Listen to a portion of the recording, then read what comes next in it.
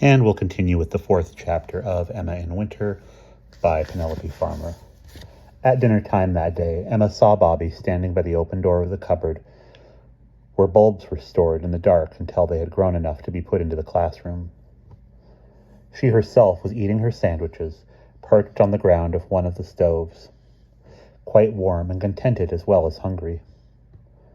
And so she did not bother to go and see what he had found, but 10 minutes later, when all her sandwiches had gone and she was about to start on an apple, she saw him still standing there, still gazing, and became curious to know what he could be looking at. So she slipped off the guard at last and wandered across the room toward him, chewing on her apple.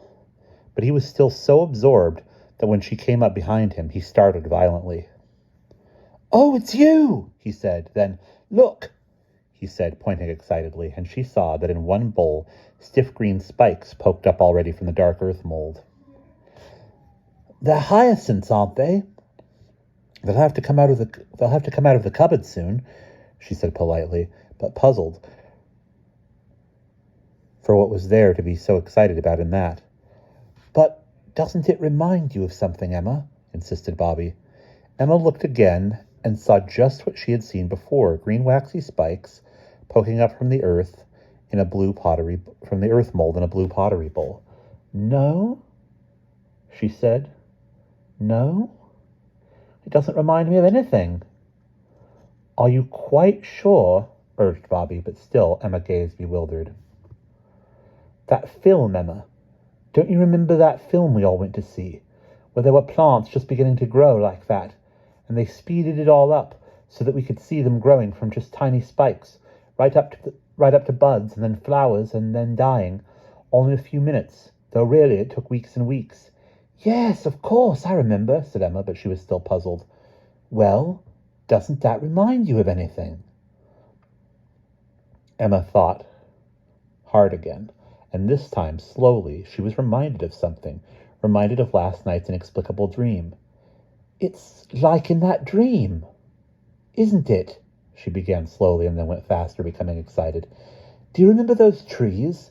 They were just like that, only the other way about, because they weren't growing bigger and growing up. They were sort of growing down, getting smaller, and then, well, sort of disappearing into the ground. In fact,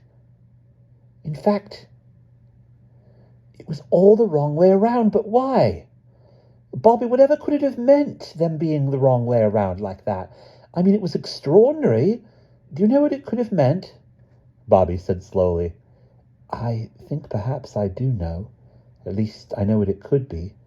That's why I've been standing here so long trying to think it all out.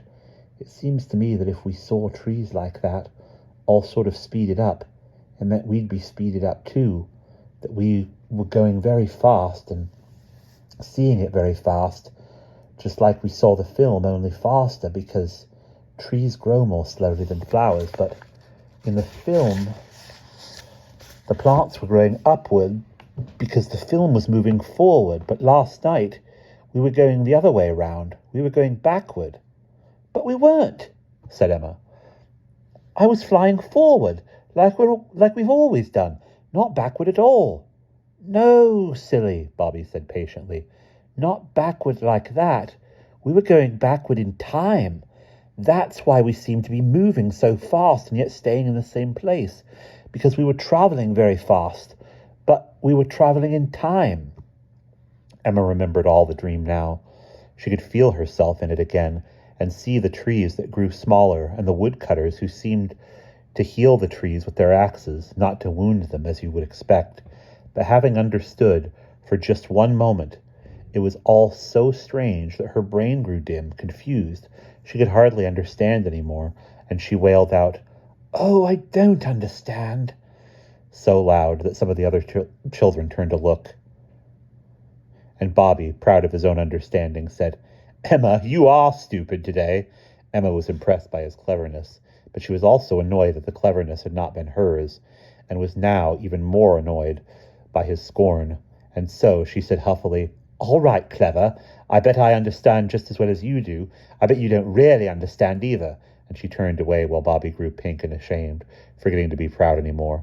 "I'm sorry, Emma. Honestly, I didn't mean..."